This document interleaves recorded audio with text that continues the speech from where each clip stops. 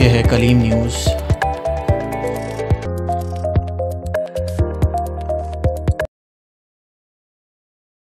सक्कर से नुमाइंदा कलीम ज़ियाउर रहमान की report. SDA chairman Javed Memon ने हिलाल क्रिकेट क्लब के खिलाड़ियों में स्पोर्ट्स शर्ट्स तकसीम की।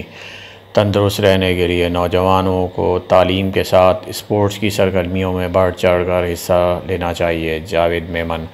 तकरीब से जावेद मेमन, डॉक्टर सईद अमान और दीगर का खिताब।